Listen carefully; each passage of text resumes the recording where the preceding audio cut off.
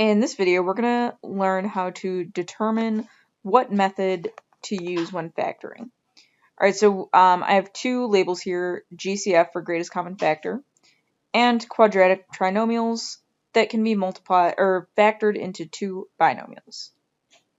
Alright, so under GCF and under the quadratic trinomials, these polynomials have things in common. For one, they're both trinomials, right, 3 terms, and they're both quadratic because they both have an exponent of 2. The highest exponent is 2. So what determines which method I should use?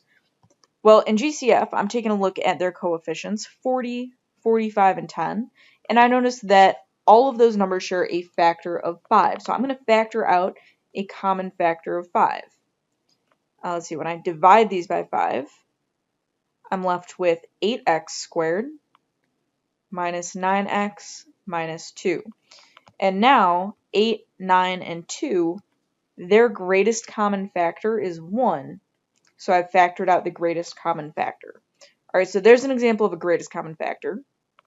For quadratic trinomials that are factored into two binomials, again, I'm looking at their coefficients first just to check for a greatest common factor, but I see between 7, 19, and 10. Well, their greatest common factor is 1. And it doesn't really change it to multiply by 1. So we're going to go ahead and try our binomials. All right, and I notice, let's see, 7x squared can be written as 7x times x. And then 10, because my middle term is negative here, I'm going to be looking only at negative factors. So negative 1 and negative 10, negative 2 and negative 5. Let's start with this negative 2 and negative 5. I notice if I put negative 5 right here, 7 times negative 5 is negative 35, and I don't want to get that far away from 19. So let's try minus 2 here instead. And let's see what happens. I'm going to check this to make sure I've factored it correctly.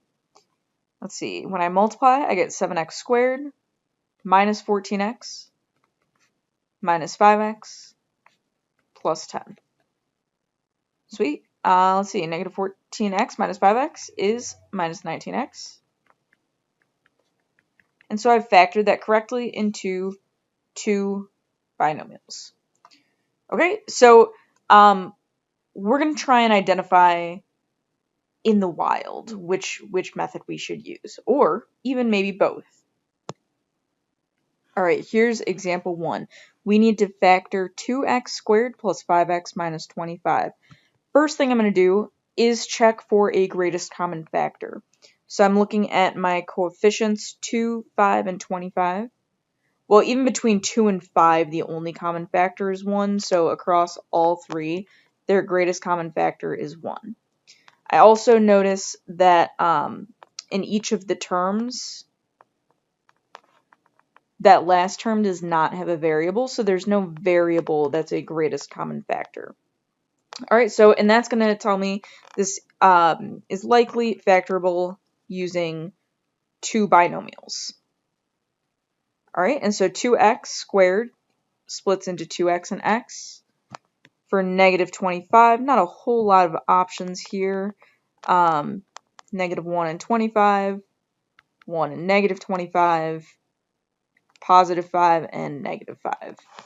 All right, and I'm going to try and be smart about how I guess and check here. I noticed that 2 times something, I kind of want that to be positive because I think it's going to be the bigger one. So let's try plus 5 here, because we have this plus 5, and then minus 5 in the other one. And I'm hoping by doing 2 times positive 5, I'll end up with a larger middle term that's positive. All right, we get 2x squared plus 10x minus 5x minus 25.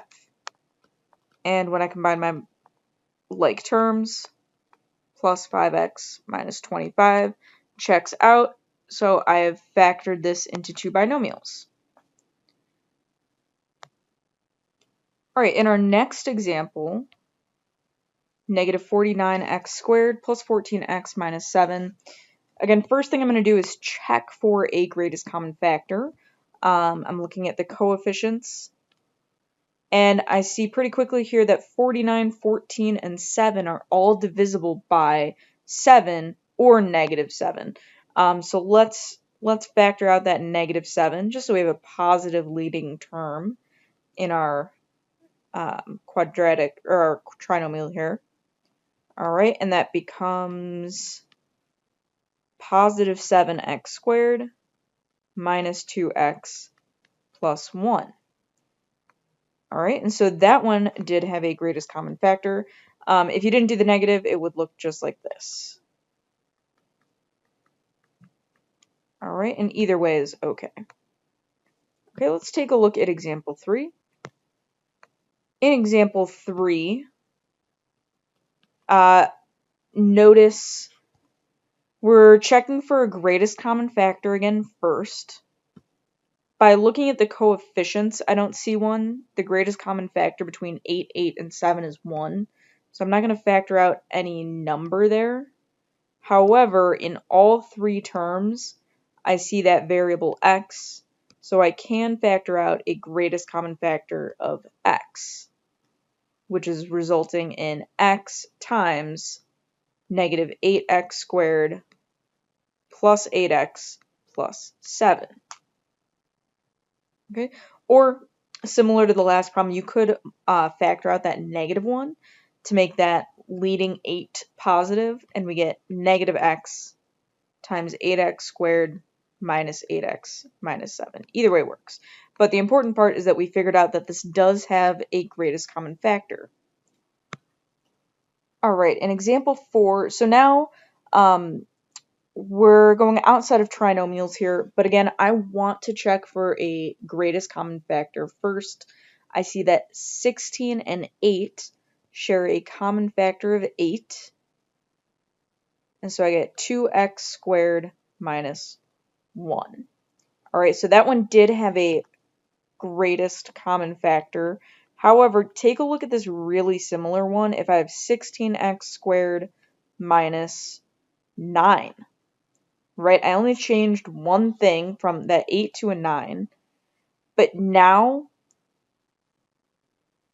I notice that 16 and 9 do not share a greatest common factor. Or I guess their greatest common factor is 1. So I'm not going to factor out a greatest common factor. Instead, I notice that 16x squared and 9 are both perfect squares. So another way I could write this, plus 0x in the middle there, minus 9. And that is going to factor into two binomials where I have 4x and 4x and positive 3 and negative 3. And let's just check that to make sure. Let's see, 4x plus 3x times 4x minus 3x. When I multiply 4x times 4x is 16x squared minus 12x plus 12x minus 9. And negative 12x plus 12x adds up to 0, so this ends up being 16x squared minus 9. So be careful when you see, even with binomials, sometimes it might be that it has a greatest common factor, and sometimes it might be a difference of squares, and sometimes it might be both. So just keep an eye out. My biggest recommendation, no matter what you're doing, is check for a greatest common factor first, then check that it can be factored into two binomials. All right, and that is it.